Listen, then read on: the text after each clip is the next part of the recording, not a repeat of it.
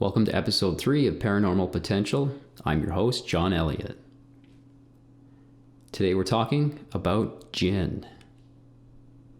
Jinn are more commonly known in the Western world as genies, or in some traditions, such as Christianity, as powerful demons. What are Jinn? Allah says in the Quran, Jinn were made from smokeless fire, humans from clay, angels from light. What is the smokeless fire? Some kind of plasma or fluid-based information container? From what I can tell, Jinn are prototype angels, or maybe even prototype humans. The first form of sentient life in all of creation. What this means is they have awareness, but they do not have a physical body of flesh and blood the way humans do. Our bodies are organic. Theirs are inorganic. Inorganic energy is still physical, just not in the same way we understand it and are used to processing it in the everyday world. So Jinn are inorganic awareness without corporeal form. And just like people, they're not all bad.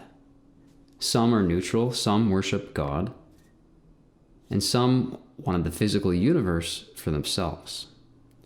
In many religions around the world, there's a story of a war that took place in heaven.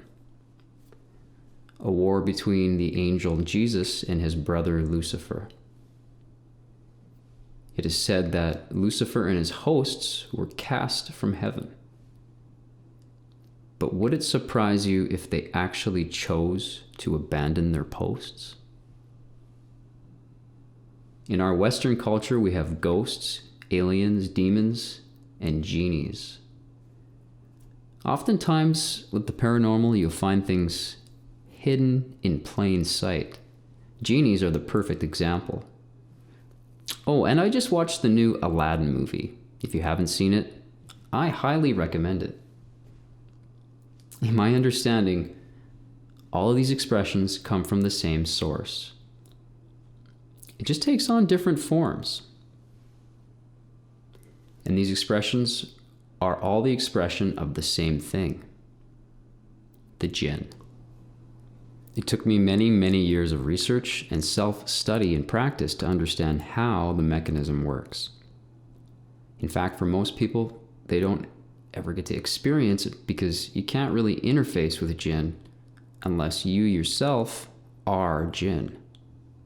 What I mean by this is there's a component required to access certain states of non-ordinary reality beyond what would be considered normally comprehensible, such as sustaining a lucid dream into a full-blown entrance into a socially verifiable and consensual reality. What this means is sharing dream space with other humans, a space where we are bound by no limit and our words express themselves as form, objects. But backing up a little, let me tell you about my personal experience with Jinn. I first experienced meeting Jinn through my dreams, which I've now learned are actually their dreams. When I was little, I used to have these reoccurring dreams for what seemed like years at a time. I'd have the same dream over and over every single night, no matter what. One of them was this dream where I went to a museum. It was so cool. I looked at everything. There was displays of prehistoric creatures and dinosaur bones, things of that nature. It was always exactly the same. I walked along this red carpet in between these two red guardrails, but they were soft and made of cloth. I eventually made my way to the back of the museum, where I came to a sort of lounge area with some tables, and there was this hole in the wall, and it looked totally out of place to the rest of the dream environment. I remember always having the same feeling before going in, but even now, I can still picture it and even feel it, but I can't explain it. In I went. I would go down into this tunnel. And now that I'm writing this, it reminds me of those tunnels from the movie Coraline. After some distance into the tunnel, I could feel it squeezing and squeezing, although the tunnel wasn't actually getting smaller, but it was like I was running out of space. When I go to the end, there's always the same thing waiting for me. It's hard to describe because while this memory is so visceral, it's also difficult to recall at this point. Yet the same thing happened every time I got to the end of that tunnel. There was a being there waiting for me. The easiest way to describe it is to say it looked like the drummer from Fraggle Rock, Animal. It was this red, furry-looking creature that I actually wasn't afraid of. I felt no fear, but every time I was there, I can only ever remember absorbing information. It would talk to me by telepathic communication. I understood everything then with perfect clarity, but upon wakening, it would be gone, and I could not access it.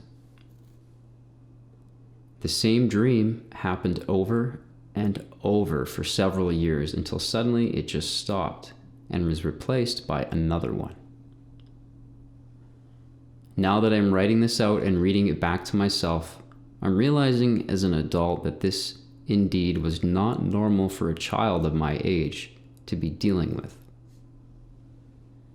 But I do remember part of me enjoying it, and even back then knowing that it was something only I could access, and became somewhat of an inner delight, I guess you could say, or maybe a strange obsession. I turned that obsession into formulating a practical approach to these things as an adult. It's not advisable for anyone to mess with these kinds of things out of fun or basically to volunteer yourself. The world of the paranormal does not accept volunteers. You are either made for it or you are not. As I got older, I developed a skill for lucid dreaming. I learned that the Jinn were accessible through the mechanism of what you commonly know as the dreaming body. The path I ended up embodying is called Nagualism, and it entails utilizing inorganic energy from Jinn in order to push your point of perception or assemblage point further into the source field than it would have been able to do otherwise on its own. Effectively, inorganic energy is like rocket fuel for the dreaming body, since the dreaming body is itself inorganic. Jinn usually appear to us in our dreams as friends or family members, beings which elicit an emotional response from the dreamer. This is so they may in fact feed on our energy, keeping our frequency vibrating at a low level. This is done again through eliciting a fight or flight response in the dreamer: fear, jealousy, lust, even mania, any form of extreme emotion.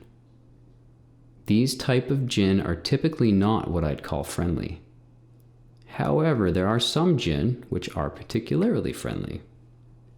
These ones seek associations with lucid dreamers who are able to stabilize their attention long enough to be coherent in the dream space. They are actually drawn to you like bugs to a light. The trick? Simply turn the tables. What if I told you at least 50% of the dreams you've had in your life weren't yours? What if someone could sort of program your mind's eye with an informational holographic matrix, a digital sub-reality where you respond to stimuli usually without any form of self-awareness? Because after all, we're usually asleep when we're dreaming. So we take inorganic energy from the Jinn. This is what turns a warrior into a sorcerer. These things can be difficult to talk about, but there's a method to the madness. In order to accomplish this task, one must first become lucid in their dreams. Clear the dream scene of any projections simply by waving your hand or asking out loud, "Are there any inorganic beings here?" At this point, they will likely make themselves known to you. Anytime I have performed this in a lucid dream, I have always gotten a response.